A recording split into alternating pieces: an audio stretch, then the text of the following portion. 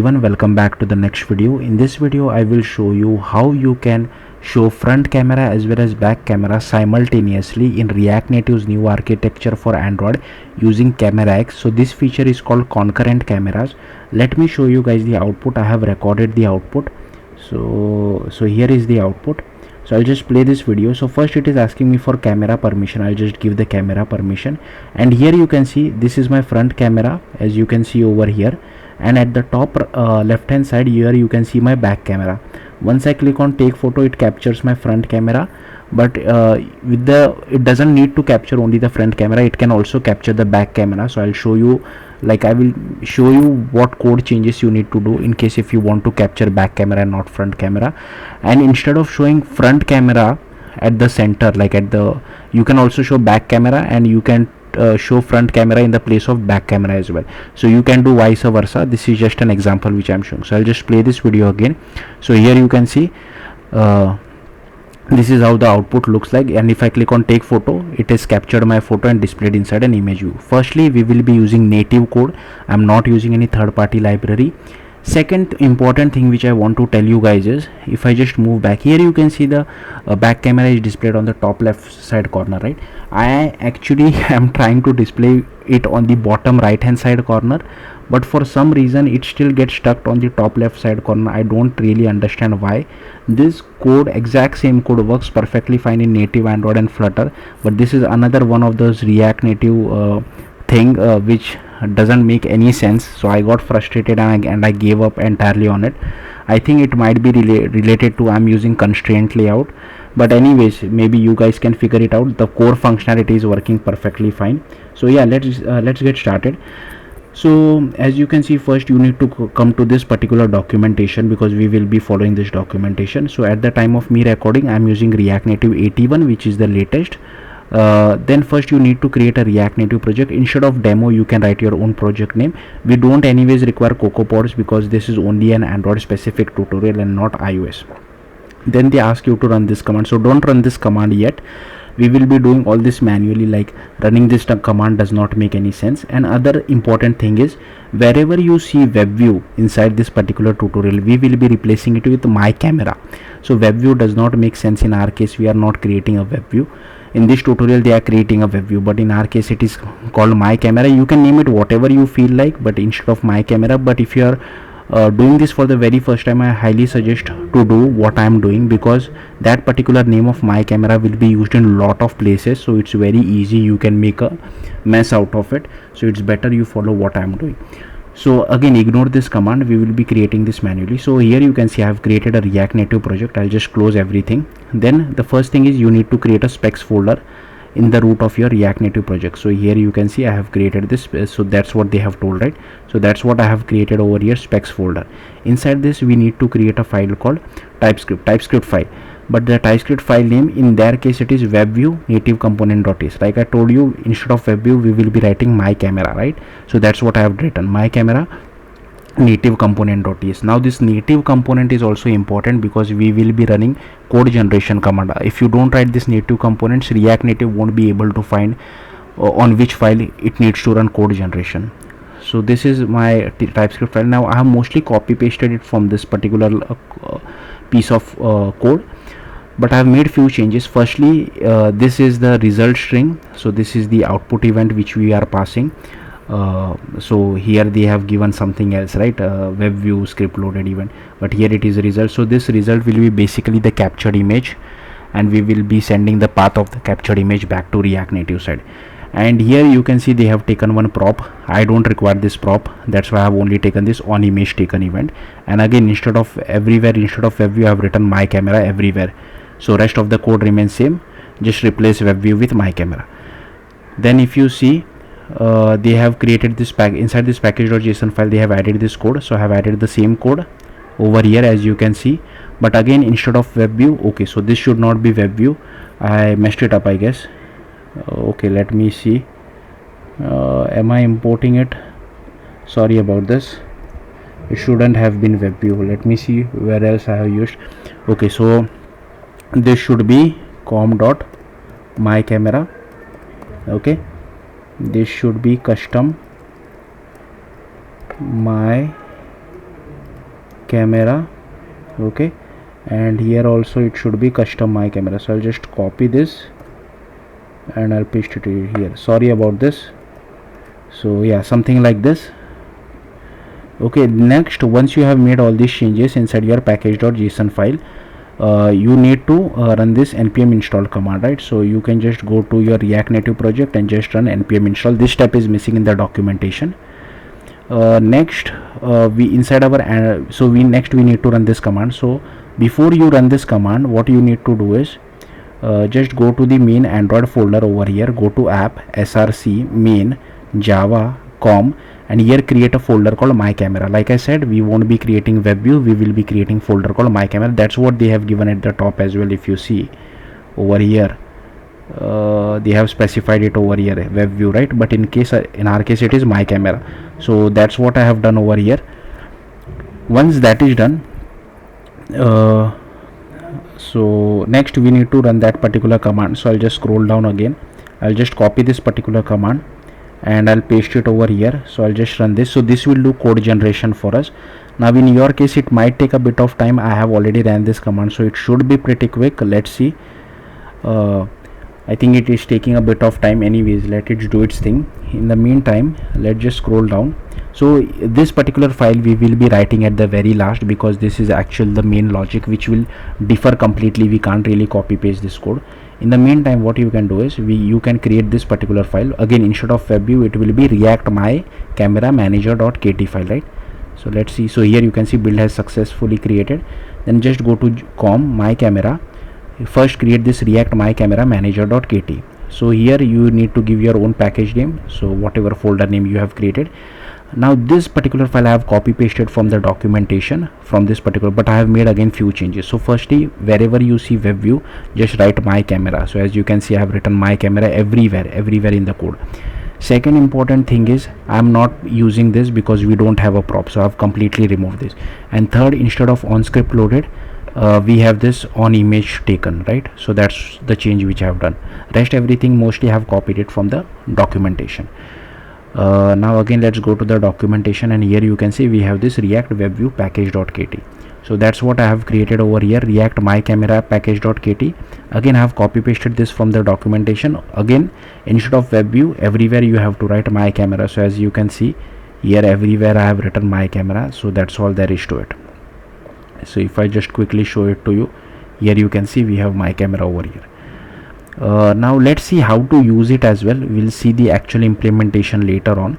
So first go to app.tsx, and these are all the imports which I have added. Okay, then if I scroll down, here is the state for our image URL which we get from native Android side. Here I'm just checking for camera permission. Here I'm checking whether the user is using Android 10 or above, because from Android 10 and above we don't require the write external storage permission. So here I have defined a method. Depending on the Android version, I'm requesting the permission, and here I have this whether the permission is granted or not. And if camera permission is granted, then I'm just changing the state as well as over here. Okay, and then inside use effect, I'm just requesting this camera and storage permission. If image URI is not equal to empty, then display the image using this image element.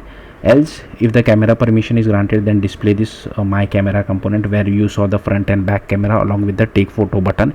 All is handled by this particular component. Else we just say display text saying camera permission not granted, and these are all the styles for it. So okay, so hopefully you got the point. Now what is the next step? You just okay, now we'll have to write the actual code. So if you see over here, they have also done the same thing.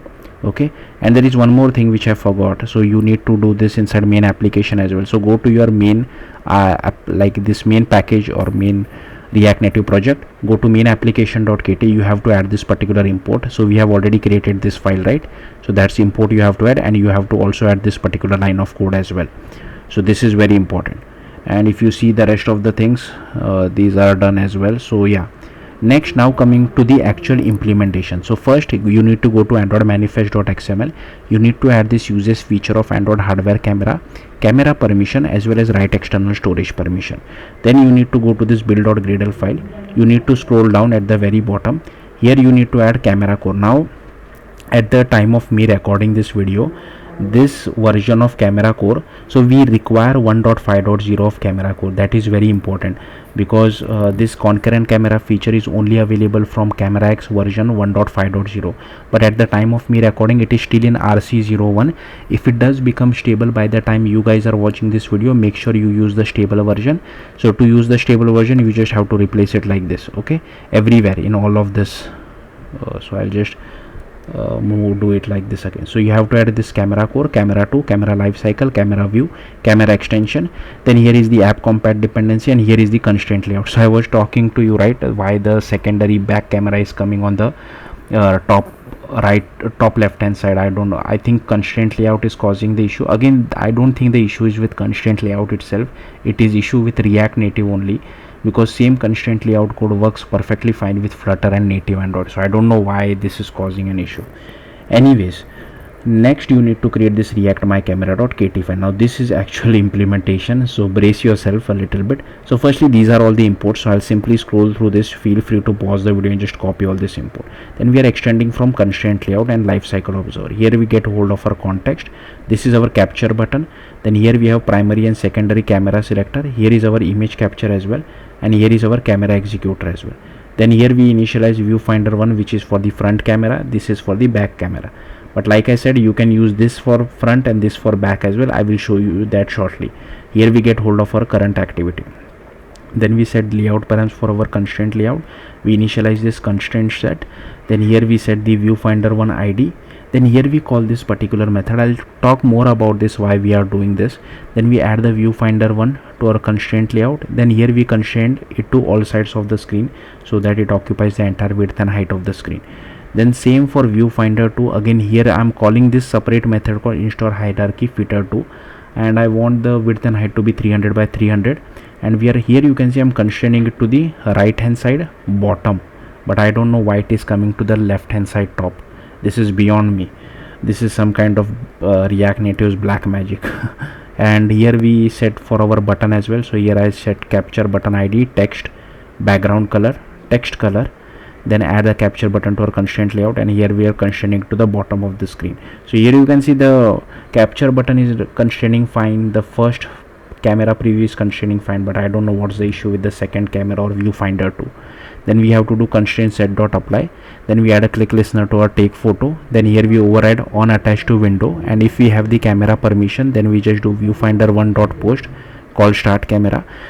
Then on detach from window, we just do camera executor dot shutdown. Now here is the main code. So why do we need to write this code? So this is a bug in React Native which has not been solved since last 8 years. If you don't do this, you will see a black screen. You will not able to see your live camera preview. That's why we need to do this. If you want to learn more about it, you can go to this particular issue over here. So this is for camera viewfinder 1, right, the front camera. Similarly, we have to do it for back camera as well. Now the thing which I changed for back camera is I have passed 300 by 300 over here. So I'm not sure if this 300 by 300 is making the live camera, the back camera to align at the top left. I'm not sure, but if you don't so here you can see we are passing measured width and measured height.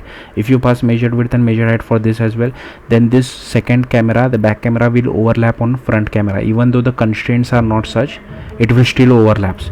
So this was one of the other headache. Now where did I get 300 by 300?